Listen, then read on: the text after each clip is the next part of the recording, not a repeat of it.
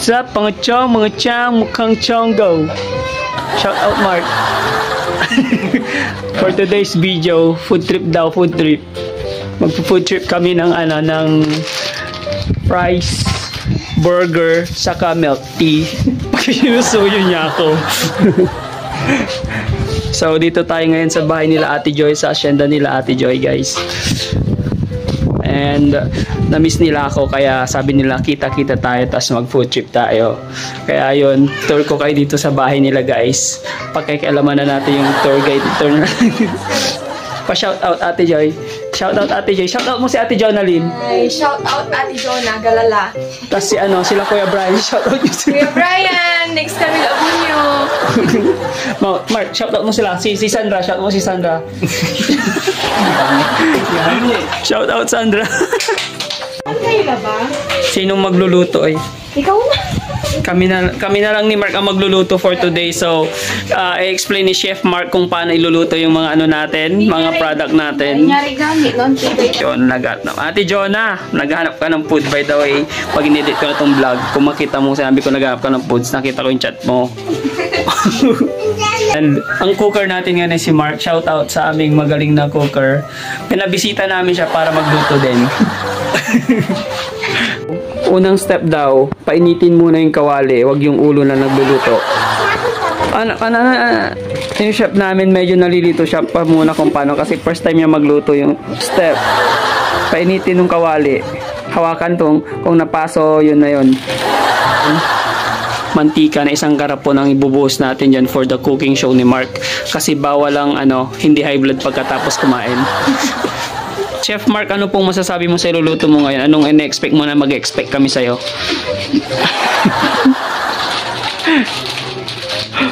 Wala daw siya masabi ngayon. Silent means yes. Titignan niyo mabuti yung ipiprito niya.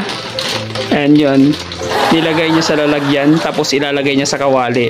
Doble hugasin ni Ate Joy. Ito daw na hindi french fries. Buong patatas. Grabe ang tagal kumulo ng mantikas. Mas bilis pang kumulo yung yung dugo ko kay Mark. Masasabi niyo talaga pag seryoso yung nagluluto, kasi mag-i-apron na yan. So seryoso na si Mark. Shout out talit, Mark.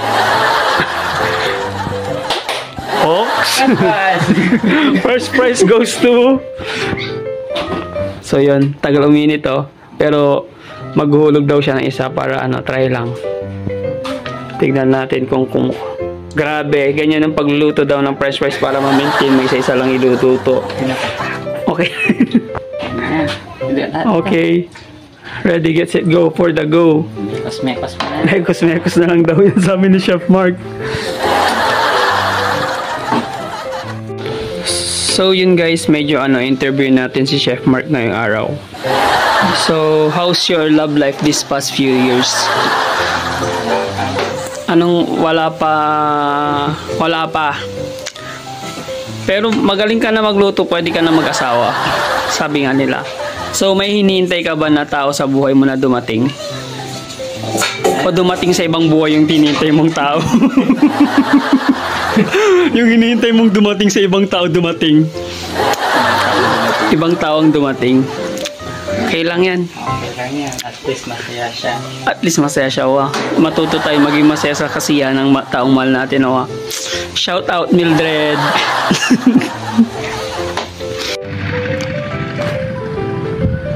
Pero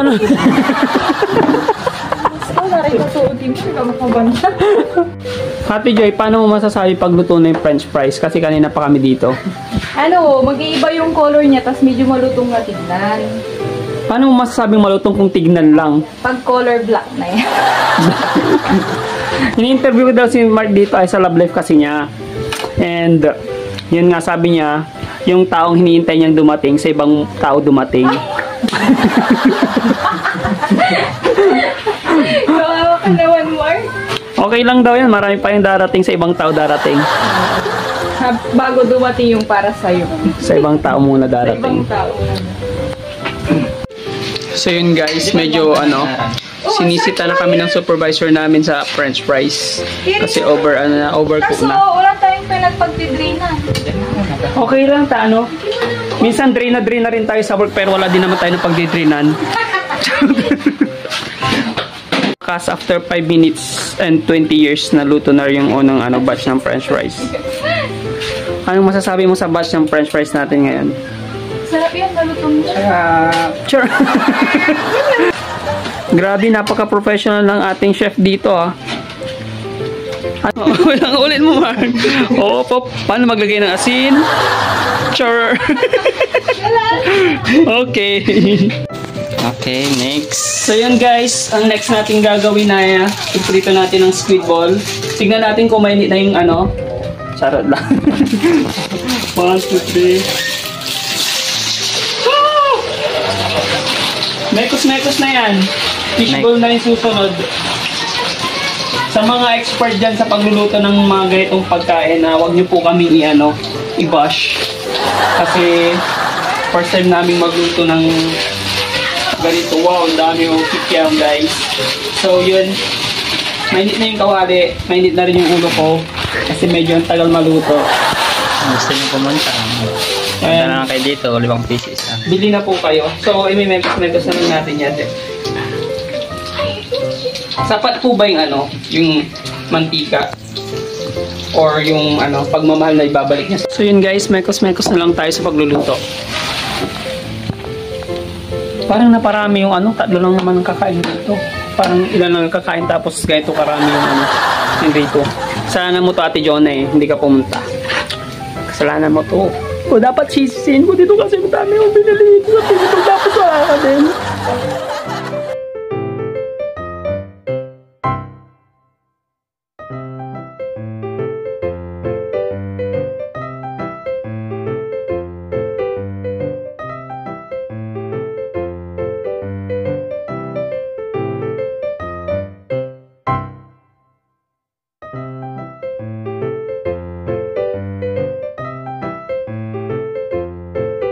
Guys, luto na yung niluto natin ang niluluto natin guys.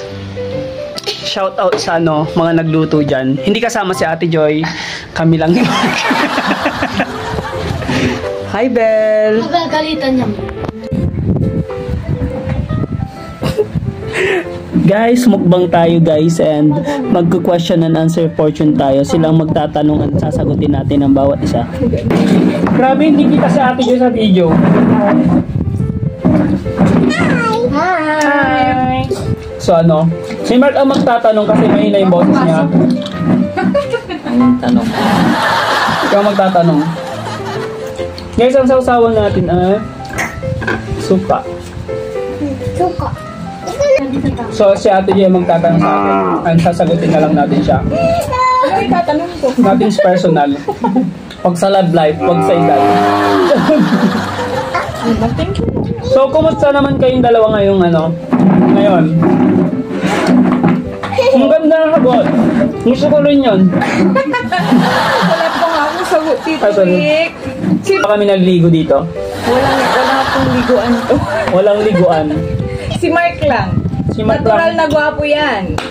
Gwapo, pogi. Pogi. So, shout out sa mga nanonood. Naisipan namin magmerienda dito kila Ate Joy kasi sobrang tagal na rin kami hindi nagka-merienda ng sabay-sabay. Mga 7 years na rin. Sobrang tagal. 7 years na. Ito may last na may mga kaiba 2016. 17,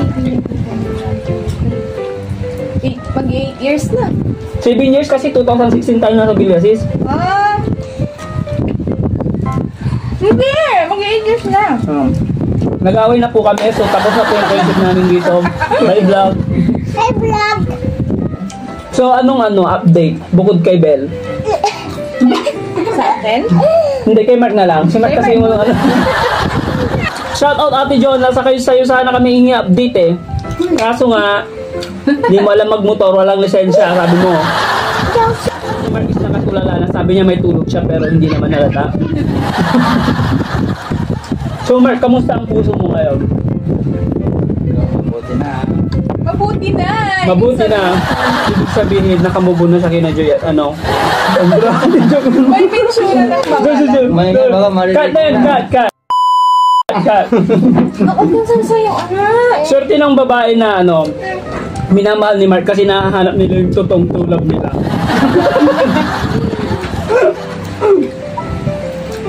Sa mga naghanap naman kay Mildred. Sinong Mildred? Ay, hindi ka nanonood ng vlog ko, no?